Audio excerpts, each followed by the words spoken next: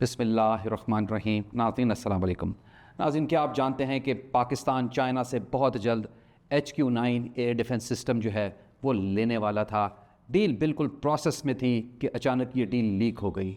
तो क्या ये जो डील लीक होने के बाद डील कैंसिल हो गई, या अभी भी ये जो HQ9 जैसा ज़बरदस्त एयर डिफेंस सिस्टम है, ये इसके चांसेस हैं कि पाकिस्तान को ये हासिल हो जाए?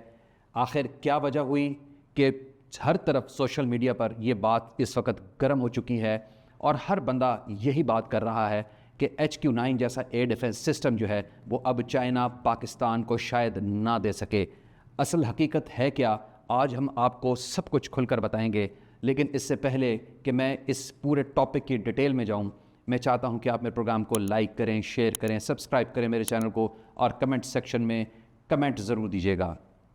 इससे पहले कि मैं ये बताऊं कि क्या ये HQ9 पाकिस्तान को मिल रहा है या नहीं, डील कैंसिल हो गई है या अभी तक इन पाइपलाइन है, सबसे पहले हमें ये जानना ज़रूरी है कि HQ9 आखिर ऐसी क्या चीज़ है, ये कैसा ऐसा सिस्टम है कि जिसकी वजह से सोशल मीडिया पे इस वक्त जो है बहुत ज़्यादा चहमगोइयाँ हो रही हैं और बहुत ज़्यादा इस टॉपिक से रिलेटेड बातचीत चल रही है। नाज़रीन, ये एक एयर डिफेंस सिस्टम है जो कि चाइना का बनाया हुआ है। ये surface to air missile system है, यानी कि ग्राउंड से इससे मिज़ाइल लॉन्च किया जाता है, इसका लॉन्चिंग पैड होता है और ये हवा में किसी भी चीज़ को हिट करता है। इसको सैम कहते हैं।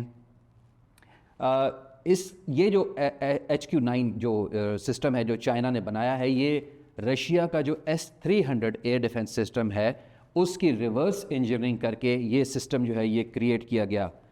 अगर फ्रैंकली स्पीकिंग सच बात बताऊं तो जो रशिया का S-400 है जो इस वक्त भारत के पास भी है, ये उससे एक स्टेप डाउन है, लेकिन ये कंपैटिबल है। जो US का पैट्रियट सिस्टम है उसको compete करता है, उसके बराबर का है। ये हर वो चीज़ जो हवा में उड़ती है, चाहे वो फाइटर जेट्स हैं, चाहे वो ड्रोन्स हैं, चाहे वो बैलिस्टिक मिज़ाइल्स हैं, चाहे वो क्रूज़ मिज़ाइल्स हैं, हर किस्म का जो एरियल थ्रेट है ये उसके अगेंस्ट इस्तेमाल होता है। इसकी जो डिटेक्शन रेंज है, यानी कि ईज़िली ना सिर्फ ये कि डिटेक्ट कर सकता है बल्कि न्यूट्रलाइज कर सकता है, इंटरसेप्ट कर सकता है, वो 120 किलोमीटर से स्टार्ट होके 300 किलोमीटर्स तक है।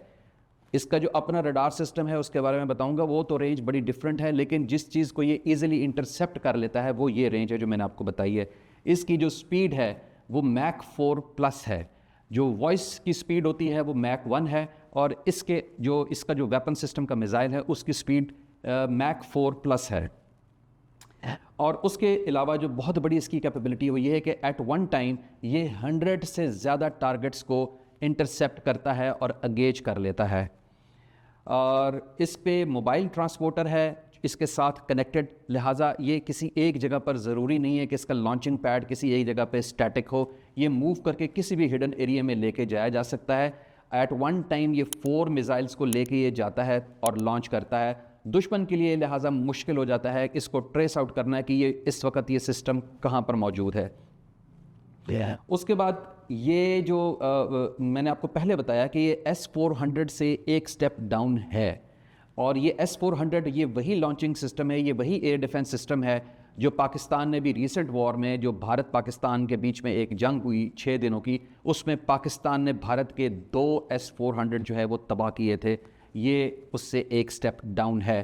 कुछ इसकी इंफॉर्मेशन जो टेक्निकल मिल रही हैं कि कुछ प्रॉब्लम एरियाज़ इसके अभी भी हैं कि जिनको इस वक्त चाइनीज़ जो है वो रिज़ॉल्व करने की कोशिश कर रहे हैं, और पाकिस्तान भी ऑलरेडी उसके ऊपर नज़र रखे हुए है।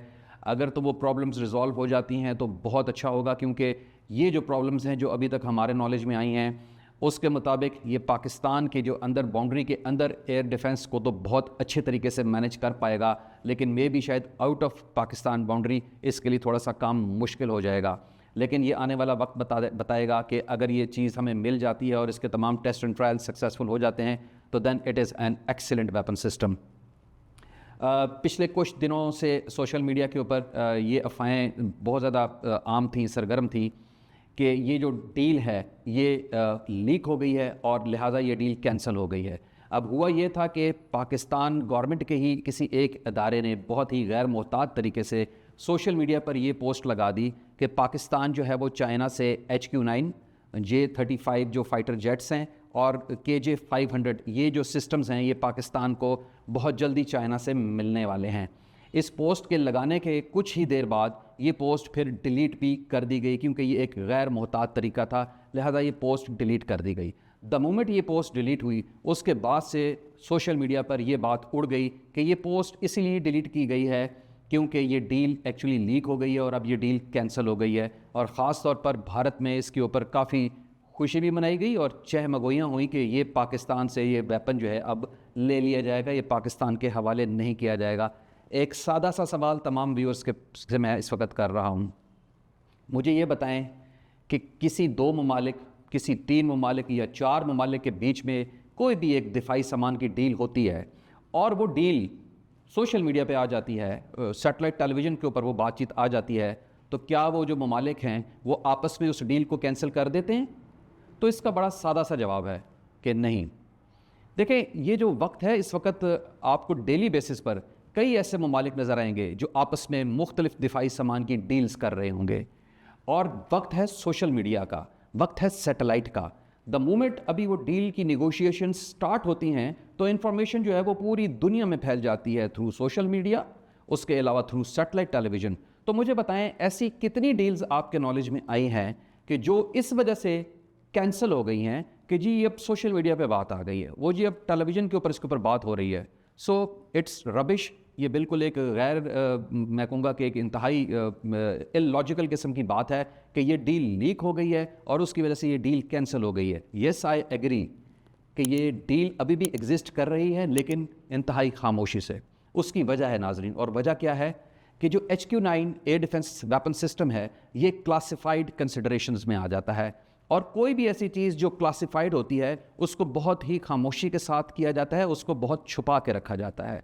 लिहाजा आने वाले वक्त में भी आपको पता नहीं चलेगा कि HQ-9 किस वक्त पाकिस्तान को मिला, उसकी कोई तस्वीरें आपको नहीं मिलेंगी कि ये कहाँ डिप्लॉयड पड़ा हुआ है, उसकी कोई इन्फॉर्मेशन आपको नहीं मिलेगी, क्योंकि ये एक क्लासिफाइड वेपन है और क्लासिफाइड वेपन को कभी भी यूं सरेआम जो है इसको रूनुमा नहीं किया जाता, ना इसके बारे में कोई इन्फॉर्मेशन जो है वो सरेआम दी जाती है।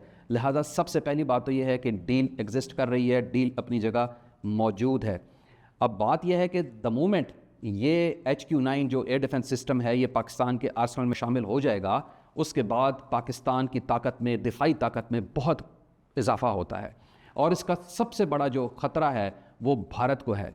भारत इस वक्त जो है वो मुसलसल इसी कोशिशों में होगा कि किसी तरीके से ये डील कैंसिल हो जाए, और उसकी वजह क्या है कि ये जो HQ-9 है ये भारत के तमाम बैलिस्टिक मिसाइल्स, ख़ास तौर पर जो पृथ्वी की जो पूरी सीरीज़ है इनकी जो चल रही है, उनको बहुत ईज़िली न्यूट्रलाइज़ करता है, डिस्ट्रॉय करता है। लिहाजा भारत को इस एयर डिफेंस सिस्टम से बहुत ज़्यादा ख़तरा है। वो दिन दूर नहीं है कि ये जो HQ-9 है ये पाकिस्तान के पास आ जाए और भारत ये गलती कर बैठे कि वो पाकिस्तान के ऊपर छुप कर रात को तारीकी में डरपोक लोगों की तरह, बुज़दिलों की तरह पृथ्वी को लॉन्च करेगा, और पृथ्वी जो है वो भारत की फ़िज़ा में ही न्यूट्रलाइज़ होगा, गिरेगा। आपके अपने मुल्क में आपको कहीं ना कहीं उसके पुर्जे पड़े हुए नज़र आएंगे, जैसे कि आपको राफेल के पुर्जे मिले हैं। ये बिल्कुल वैसा ही सिस्टम होगा। इसके साथ जो रडार आता है वो 610 अल्फ़ा इसका नॉमेनक्लेचर है, और इस रडार के साथ बाकायदा ये रिटन जो स्टेटमेंट है वो क्या आती है कि ये ओवर दी होराइज़न, इसका नाम नॉमेनक्लेचर में बाकायदा शामिल कर दिया गया है। ओवर दी होराइज़न, उफ़क़ के उस पार, इसकी जो डिटेक्शन रेंज है नाज़रीन वो तकरीबन 4000 किलोमीटर प्लस है।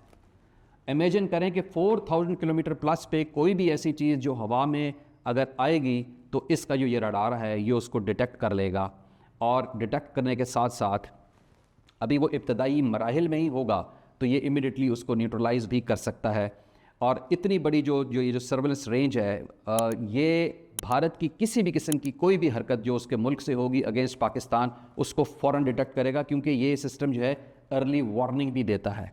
द मोमेंट कोई बैलिस्टिक मिसाइल लॉन्च होने लगेगा या लॉन्च होता है और वो फ़िज़ा में आता है और उसने सिर्फ 50 मीटर की वो जो है अगर वो हाइट लेगा तो 50 मीटर के अंदर अंदर ही इसका रडार सिस्टम उसको फ़ौरन पकड़ लेगा, और पाकिस्तान को इन्फॉर्मेशन मिल जाएगी कि एक बैलिस्टिक मिसाइल लॉन्च हो रहा है, और पाकिस्तान जो है वो इस मिसाइल के अगेंस्ट अपना दिफा इमीडिएटली तैयार कर सकेगा।